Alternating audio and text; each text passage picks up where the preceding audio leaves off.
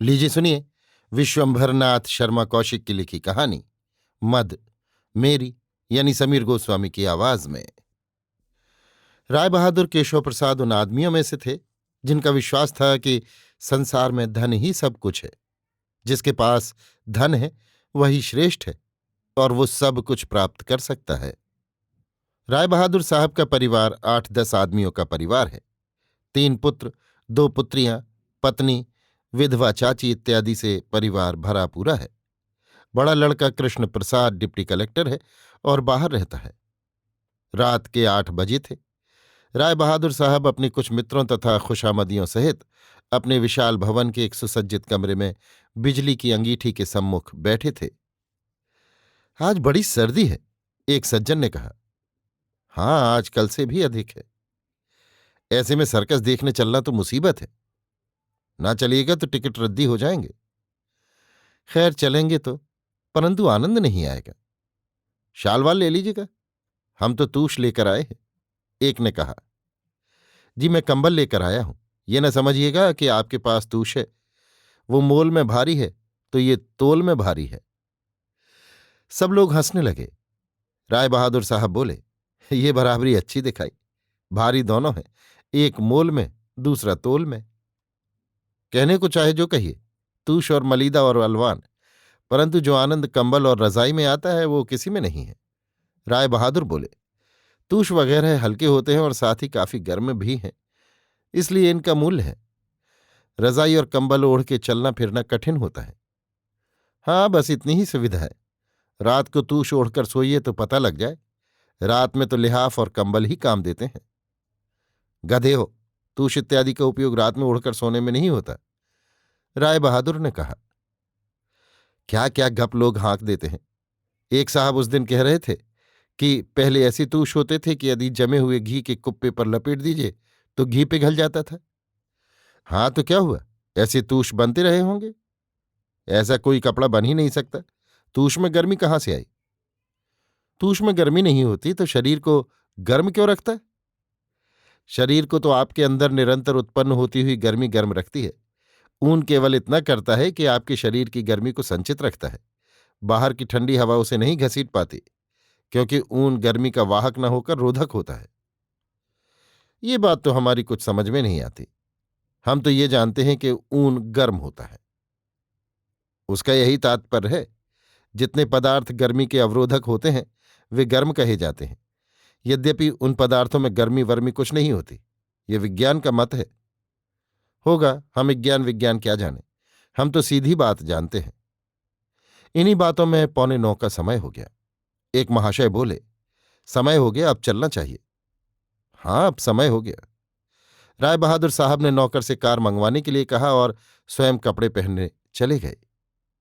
राय बहादुर साहब first class में अपने तीनों मित्रों सहित विराजमान थे। खेल आरंभ हो चुका था। कुछ देर बाद एक 19-20 वर्ष की श्वेतांगी युवती, घुटनों तक फूला हुआ श्वेत घाघरा सा और उसके ऊपर श्वेत रेशम की एक जैकेट सी, बाहें खुली हुई, पहने हुए आई और 2 दौड़ते हुए घोड़ों की पीठ पर अपने करतब दिखाने लगी।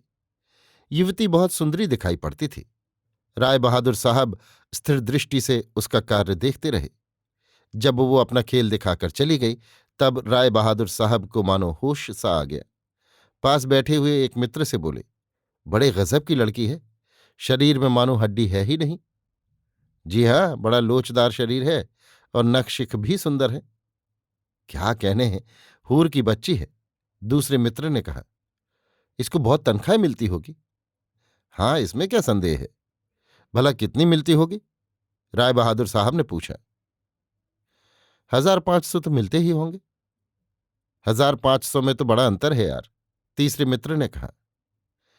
मेरा मतलब है कम से कम 500 और अधिक से अधिक 1,000।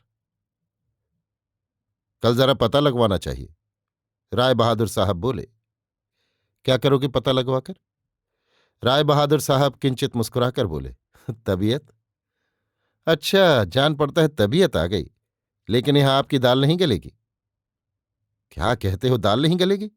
रुपया वो चीज है कि पत्थर को गला देता है, दाल तो दाल। यहां रुपया काम नहीं देगा। रुपया हर जगह काम देता है और यहां भी काम देगा। मुझे तो संदेह है। अच्छा, कुछ शर्त बदलो, राय बहादुर साहब बोले। शर्त वर्त बदना तो अपनी समझ में नहीं आता। मैं शर्त बदता हूं, तीसरे सज्जन बोल उठे। क्या शर्त बदते हो? जो आपका जी चाहे। 1,000 रुपये की शर्त रही। रुपए की शर्त तो व्यर्थ है। देखिए, यदि हार जाएं तो ये कहना छोड़ दें कि रुपया सब कुछ कर सकता है। और जो तुम हार गए? राय बहादुर ने पूछा। तो मैं ये मान लूंगा कि वाकई रुपया सब कुछ कर सकता है। जरा समझ बूझ कर शर्त बदो। थिएटर सर्कस की औरतों पर ऐसी शर्त बदना मूर्खता है। ये तो पैसे से हस्तगत की जा सकती हैं। हाँ, क्या हुआ? परंतु कम से कम कोई हिंदुस्तानी तो इसे पैसे के बल पर भी हस्तगत नहीं कर सकता।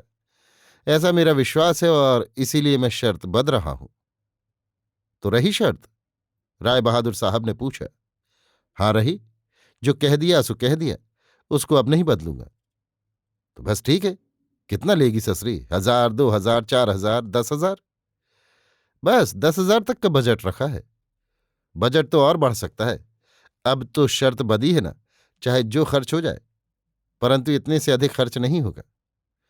अच्छी बात है। इसके पश्चात खेल देखने लगे। खेल समाप्त होते ही श्वेतांग लड़की एक बार पुनः दूसरी ड्रेस में आई, जो पहले से भी अधिक आकर्षक था। इस बार उसका खेल समाप्त होने पर राय बहादुर साहब ने खूब ताली बजाई, जोर से चिल्लाकर एक्सीलेंट, ग्रैंड इत्यादि शब्दों का उच्चारण किया। श्वेतांग लड़की एक बार इनकी ओर देखकर मुस्कुरा दी। राय बहादुर साहब कृतकृत्य हो गए। दूसरे दिन राय बहादुर साहब के गण छूटे। 3-4 दिन में लड़की से राय बहादुर साहब का परिचय हो गया। लड़की एक अंग्रेजी होटल में ठहरी हुई थी। लड़की के साथ लड़की का पिता तथा बड़ा भाई भी था। ये तीनों स्पेनिश थे। लड़की का नाम ईसाबेला था, बाप का नाम पीडो तथा लड़के का वेलेंटीनो था। वेलेंटीनो भी सर्कस का खिलाड़ी था। पिता घोड़ों की देखरेख का काम करता था। राय बहादुर साहब इन लोगों से एक बार नित्य मिलते थे। कभी कभी वो स्वयं होटल चले जाते थे और कभी ये लोग राय बहादुर के घर आया करते थे। राय बहादुर साहब इनकी बड़ी खातिर करते थे। फूलों के गुलदस्तों, फल, मिठाई तथा श्रृंगार सामग्री से इन लोगों को प्रसन्न करने का प्रयत्न कर रहे थे। ये लोग भी राय बहादुर को बहुत मानने लगे। राय बहादुर साहब की कार इनके लिए हर समय उपस्थित रहती थी। राय बहादुर साहब स्वयं भी इन्हें घुमाने फिराने ले जाया करते थे। एक दिन सर्कस की छुट्टी थी। राय बहादुर ईसाबेला को कार पर लेकर घूमने चले। उस दिन ईसाबेला अकेली थी। राय बहादुर साहब भी अकेले ही थे और स्वयं ही कार को ड्राइव कर रहे थे। ईसाबेला अगली सीट पर राय बहादुर साहब के बगल में बैठी हुई थी। नगर के बाहर छावनी की ओर जाकर राय बहादुर ने एक निर्जन स्थान पर कार रोक दी। अंधकार हो गया था। ईसाबेला ने पूछा, क्या बात है? राय बहादुर साहब ने कहा, कुछ नहीं, जरा देर यहां रुककर चलेंगे। कुछ क्षण मौन रहकर राय बहादुर ने कहा, तुम सर्कस की नौकरी क्यों करती हो ईसाबेला? मुझे शौक है। बड़ा खतरनाक काम करती हो। जरा चूकने से प्राण जा सकते हैं। यही तो आनंद है। ये आनंद का विषय नहीं, भय का है। मुझे तो तनिक भी भय नहीं लगता। ईसाबेला ने हंसकर कहा, जब तक तुम खेल करती रहती हो मेरी छाती धड़कती रहती है। वो कुछ नहीं, मुझे उसी में आनंद आता है। तुम सर्कस की नौकरी छोड़ दो। क्यों? जितनी तनख्वाह तुम वहां पाती हो उतनी मैं तुम्हें दूंगा। ईसाबेला हंस पड़ी, बोली, तनख्वाह की क्या बात है, मुझे अपनी कला से प्रेम है। तो अब तुम कला का प्रेम छोड़कर मुझसे प्रेम करो। ये कहकर राय बहादुर साहब ने ईसाबेला के गले में अपनी बाईं बाह डाल दी और उसका चुंबन किया। ईसाबेला ने पीछे सरक कर एक तमाचा राय बहादुर साहब के गाल पर मारा और स्पेनिश भाषा में न जाने क्या कहने लगी। राय बहादुर साहब अंग्रेजी जानते थे, स्पेनिश भाषा नहीं जानते थे, अतः वो नहीं समझ सके कि ईसाबेला क्या कह रही है, परंतु इतना अनुमान लगा लिया कि संभवतः गालियां दे रही है। राय बहादुर साहब ने अपनी बांह खींच ली और झट अपनी जेब से चेकबुक निकाली, फाउंटेन पेन निकाला और चेकबुक खोलकर वो बोले, बताओ तुम्हें कितना रुपया चाहिए? बताओ, उतना लिख दो। ईसाबेला ने एक तमाचा और जड़ा। इस बार वो अंग्रेजी में बोली, बेवकूफ गंवार हिंदुस्तानी, समझता है मैं रुपया पैदा करने के लिए सर्कस की नौकरी करती हूं? वो मेरी कला है, मेरा शौक है। लाख रुपए के लिए भी मैं उसे नहीं छोड़ सकती। ये कहकर ईसाबेला कार से उतर पड़ी। राय बहादुर साहब क्यों क्यों कहते रहे। ईसाबेला पैदल ही चल दी। कुछ दूर चलने पर एक खाली तांगा मिल गया। उसे लेकर वो चली गई। राय बहादुर साहब कुछ क्षण बैठे सोचते रहे, तत्पश्चात कार लेकर चल दिए। दूसरे दिन राय बहादुर साहब ने देखा कि उनके दिए हुए सब उपहार वापस आ गए। उनके साथ में एक चिट भी थी। उसमें केवल इतना लिखा था, अब मुझसे मिलने का प्रयत्न मत करना, ईसाबेला।